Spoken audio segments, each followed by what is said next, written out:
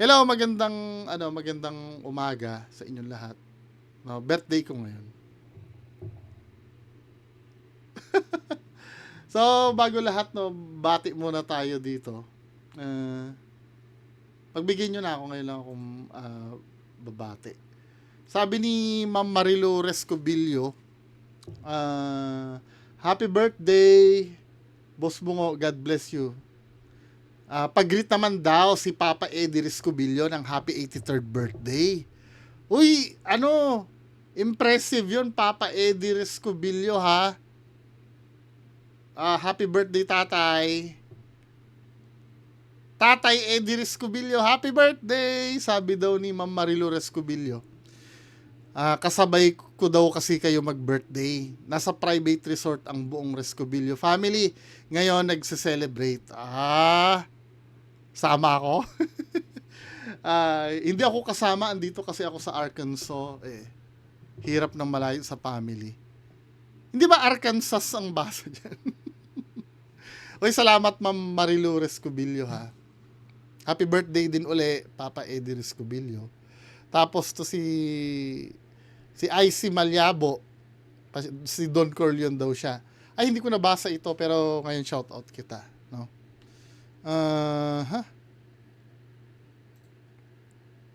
Happy birthday daw, sabi ni Sir Romel Salinas Aison.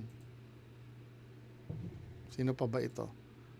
Nabati ko naman na yun, no, yung airpat mo, si Staff Sergeant Roa, nung 23, belated. Tapos, sa airmat mo, na si Nanay Lucina Aison, hello, happy birthday po sa 29, Nanay. At si Lola Heleng sa May 30. Lola Heleng, happy birthday, May 30. Salamat po. Next. Si Sir Carlo Soyangco. Hello, Sir. Ay, sorry. Tama. Carlo Shea Soyangco. Hello po. Si, Carlon 70. Ay, sorry ha, mga hindi ko nag-greet no live. Hindi ko na kasi nabalikan eh. Pag-greet daw, yung pamangkin niya na si Anjanu. Tama po ba? Anjanu Gazni. Birthday, magka-birthday tayo, ha? Pamangkin ni Ma'am Laster Carino Almendral. Si Anjanu Gazni. Hello, Anjanu. Tama ba yung pagkaka-mention ko? Happy birthday sa'yo. Parehas tayong birthday. Tapos, si Ma'am Irene Pili Ramos. Salamat sa greetings. Tapos si Sir Solwind Gaming or Ma'am ba to o Sir? Solwind Gaming. Ay, salamat sa ha. Ngayon may request si Ma'am Maricar de la Cruz. Ito daw yung kay Sir Gaby na video. Tingnan natin. Dalawang pag-uusapan natin, ha. Unahin muna natin itong kay Sir Gabin. Bigat nga, biwa ka muna! Huwag mo sa akin, dali ako! Dali mo! Tara. Pari ko! Pari ko! Pari ko!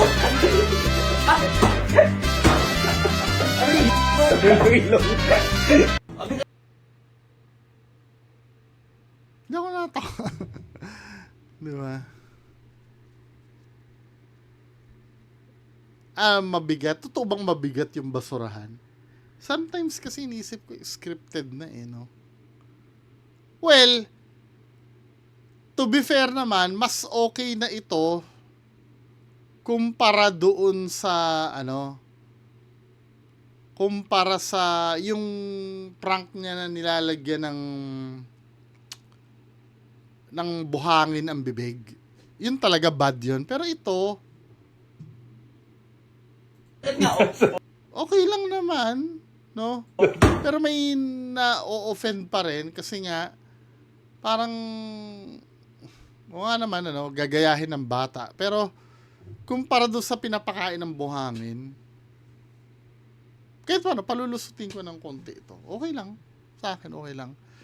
Well, ganun talaga eh. Pagka yung, alimbawa, ganito yung content mo, para masustain mo kasi yan, kailangan mo kasi mag-isip ng bago na gagawin. Diba?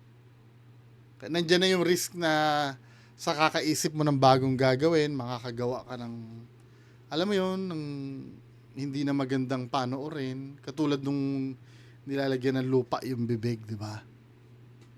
Hindi siya magandang panoorin. Wala, ganun talaga eh. Hindi lahat ng tao magugustuhan yung gagawin mo. Pero kung personally, akong tatanungin nyo, no, although na feeling ko nai-scriptan ako kasi parang bakit kailangan ganyan ang pagbubuhat nyo ng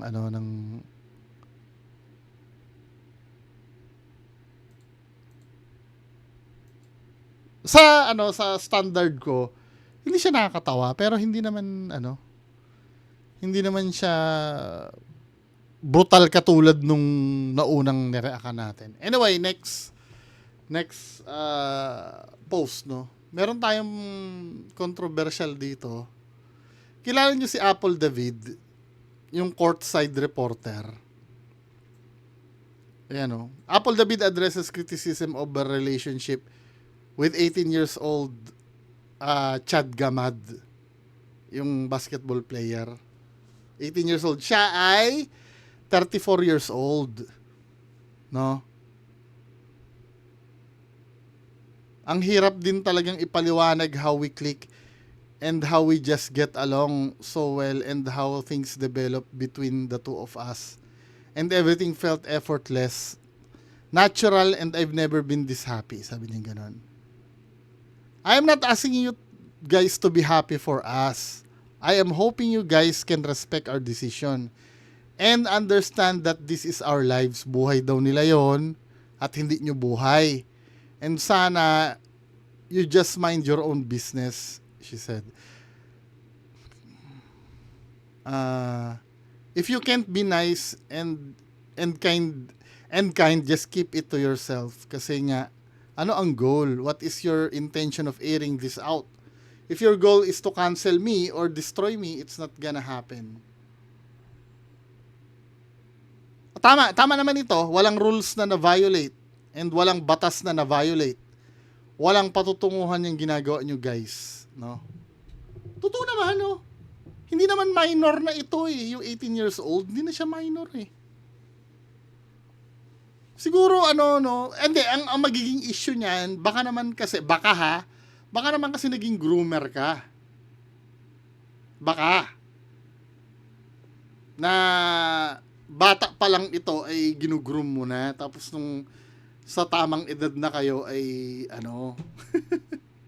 Di ba parang ganyan yung naging issue kay Coco Martin?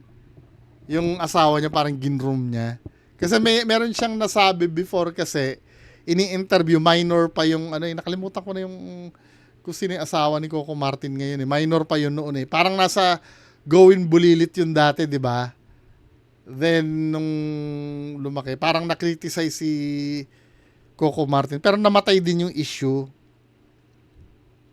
Dito kasi, no, kung halimbawa, nagkakilala kayong ganyan wala namang problema dyan. Pwera na lang kung halimbawa, magrereklamo yung magulang nito, no?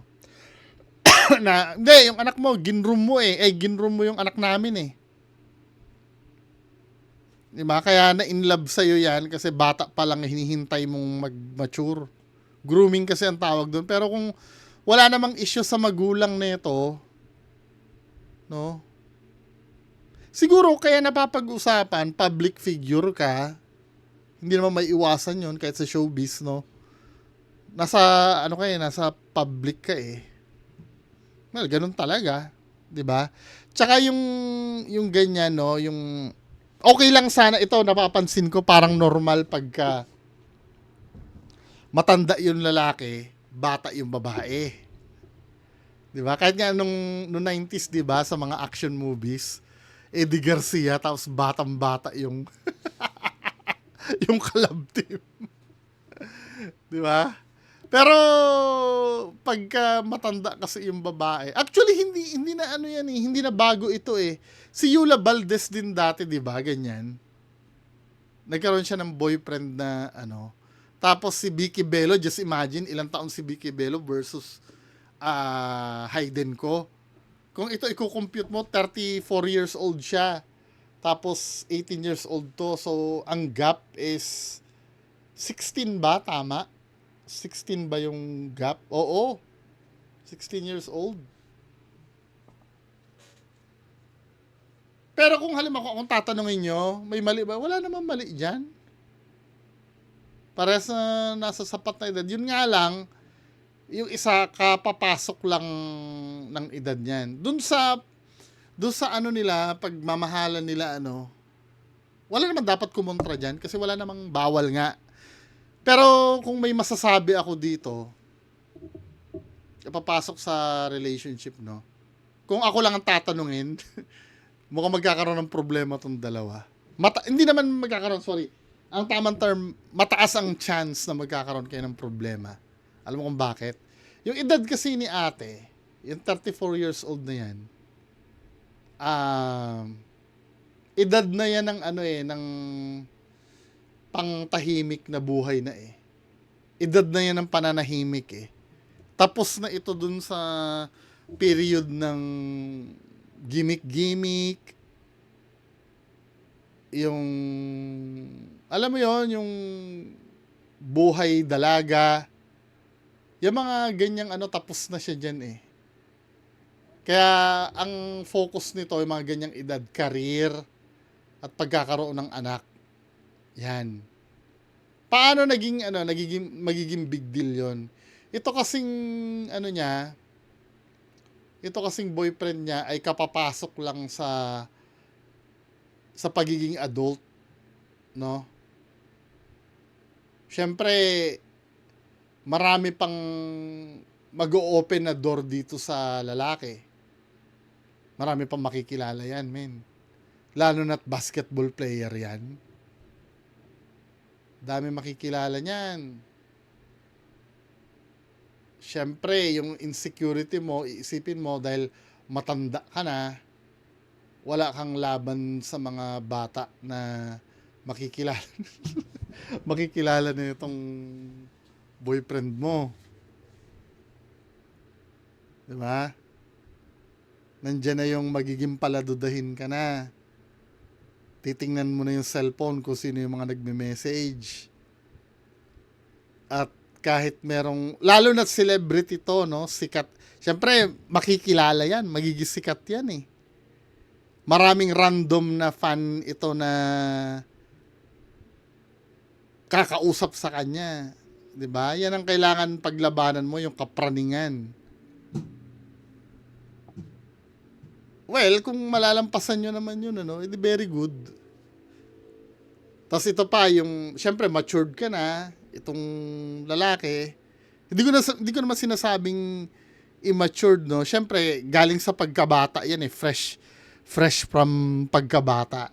Yung ugali niyan medyo may pagkabata pa ng konti, 'di ba? Na hindi na aayon dun sa pag-iisip mo. Pero nasa intindihan yung dalawa yan eh. Nasa inyo yan kung paano nyo iintindihin. Ikaw lalaki, intindihin mo na yung girlfriend mo ano na, mga pang professional na yung banatan yan. Hindi na yan yung pang laro-laro pa. At ikaw naman ate, syempre, dahil medyo bata yan, ang mga banatan pa niyan, medyo mga, alam mo yun, actually, technically, teenager pa yan eh. 18, di ba? Teenager pa yan eh. Medyo, ano pa yan, min, makulit pa yan. No? Ang period of adjustment nyo dyan, mga 1 taon siguro. 1 year. Kapag nalampasan nyo yung 1 year na yon, syempre, normal naman na may mag-aaway. Hindi naman sa lahat ng oras, sweet-sweetan kayo niyan. Mag-aaway kayo niyan eh. Ang masakit pa niyan, kadalasan pag-aawayan nyo dyan, mga mabababaw na bagay. Di ba? Pag nalampasan nyo yung 1 year na yon, hopefully, naka-adjust na kayo sa isa't isa, no? Tatanggapin nyo na ang traits ng bawat isa. Doon na kayo tatagal. Yung may acceptance na kayo. Kasi kung halimbawa, kung bago pa lang kayo, honeymoon period niyan, nasa 1 buwan eh. Tapos pag naging kayo, doon na yung seryosohan na, yung mga selosan na, mga ganon.